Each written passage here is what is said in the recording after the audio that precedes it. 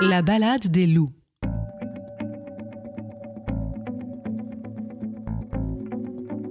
Le cliquetis de leurs pas est une petite musique facétieuse qui décompte la nuit, la découpe en 1001 images de plan séquence.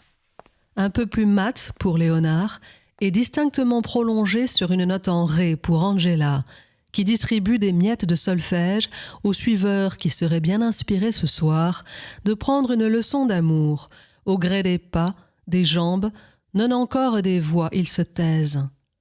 Donc ils se parlent.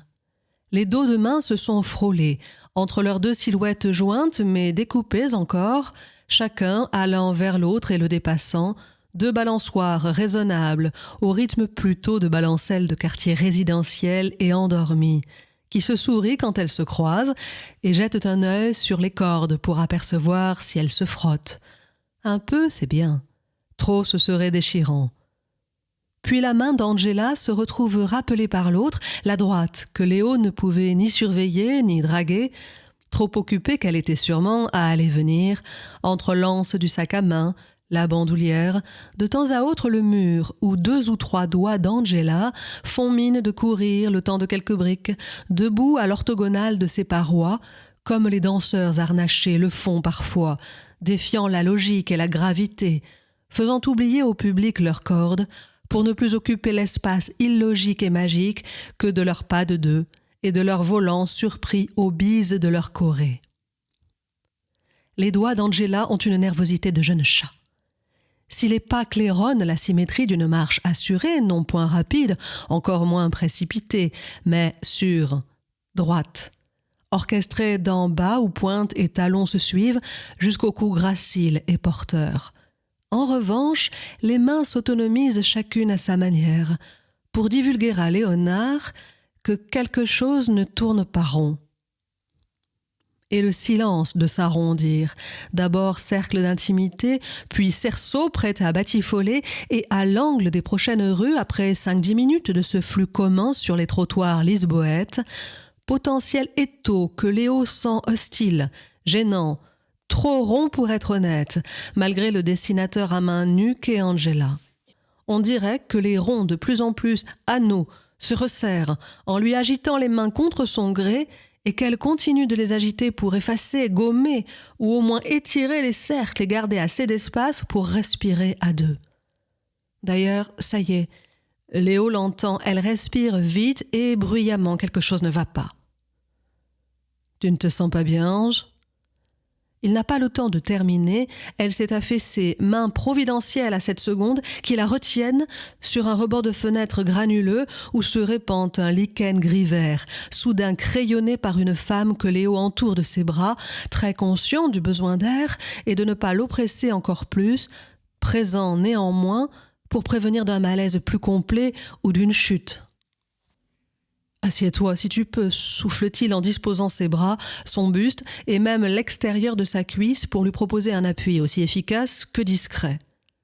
« Excuse-moi », parvient-elle à expirer. Elle est assise sur le muret, ne se soucie pas de la fenêtre sale, empoussiérée, où elle déplie le dos, épaules volontaires en arrière, pour que l'oxygène, les bulles de vie propre, neuve, médicale, entrent d'elles-mêmes et la ramènent à elle. « Je ne sais pas ce que j'ai, ça ne m'arrive jamais. »« Quelque chose que tu as mangé ? Tu n'as pas d'allergie ? » ?»« Pas que je sache. » Elle respire mieux, par petites goulées, mais le visage apaisé, yeux mi-clos et clignants. Elle pose sa tête sur le bras de Léonard, qui a réussi à se loger une fesse à ses côtés, l'autre genou en flexion, le temps de se décider sur la gravité de le poser à terre et se salir, ou sur la possibilité de rétrécir assez pour longer Angela, protégée dans sa cavité de fortune, sans perdre de sa présence rassurante si les vertiges devaient la reprendre. C'est plutôt elle qui se fait plus fine encore, épouse l'encadrement de la fenêtre pour laisser Léo regarder sans trop savoir s'il doit y rencontrer les sauveuses d'avant-chute ou deux larrons mal assortis à leur maîtresse qui ont voulu lui jouer un mauvais tour en s'agitant et en manipulant les ficelles d'un petit jeu plus macabre que vraiment amusant. Ces valses hésitations n'ont que peu de durée et s'évanouissent dès qu'il pose lui-même ses doigts, ses paumes autour des mains d'Angela. en partie fraîche, surtout aux extrémités, et étonnamment chaude, voire bouillonnante à la paume du destin, un tambour trop frappé de voyantes en mal d'aventure, rayons de chaleur en spirale qui ressemblent aux cerceaux tout à l'heure, venus les encercler tous deux et terrasser Angela. Ne t'inquiète pas, on a tout notre temps, prenons-le. Notre histoire se suspend des tabourets hauts du Brasileira au banc de Pessoa, sur ton balcon et maintenant, cette fenêtre en guise de loggia.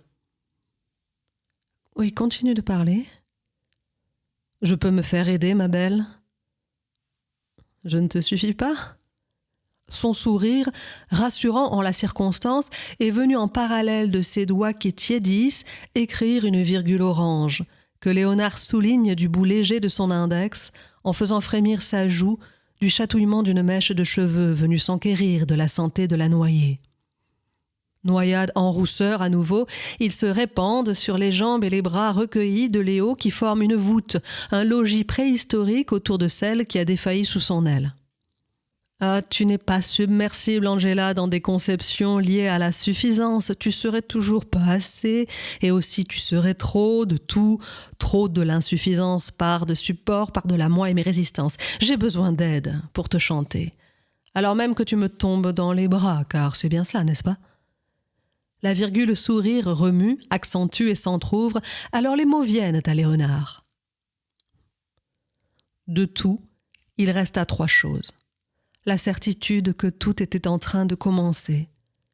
La certitude qu'il fallait continuer. La certitude que cela serait interrompu avant que d'être terminé. Elle creuse de sa tête qui réchauffe Léo, ses jeans et en dessous sa peau attentive, et sa voix monte en même temps qu'un pivot envoie le premier œil d'Angela dans l'odyssée de ceux du récitant qu'elle double. Faire de l'interruption un nouveau chemin? Sa voix s'étiole, elle doit récupérer, trop faible encore, ou bien elle a senti que Léo devait libérer les mots suivants, emmener le poème au pays qui les tente. Une croche, pendue à leurs lèvres guitare, et il repart.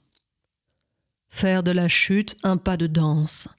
Faire de la peur un escalier, du rêve un pont, de la recherche. Léonard a pris de l'assurance dans les nuages de cheveux qu'il crée avec ses longs doigts au cœur des flammes d'Angela.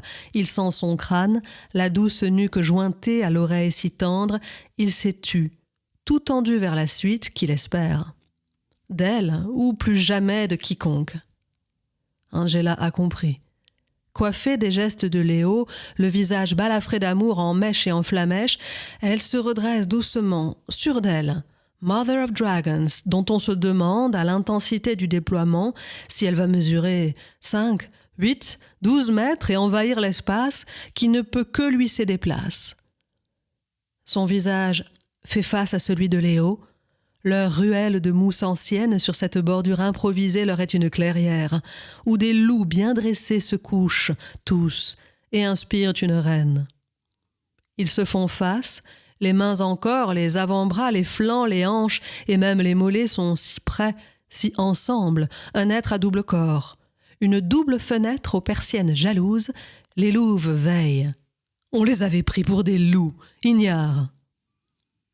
Finalement, en suspens de ce pont, de ce rêve, de l'escalier décliné par une peur en marche, de cette chute devenue dense, ils se cherchent. Seuls leurs visages sont distincts. La lanterne rousse magistrale revenue du brouillard. Un homme grisé, prêt, aidé par le grand poète, et tous les deux ils s'y reprennent, comme on applique le dernier clignement des paupières avant le verbe fin en chœur. De la recherche. Une rencontre.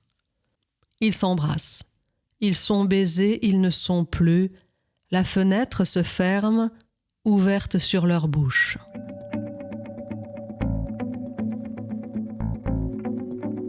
Les podcasts du perche.com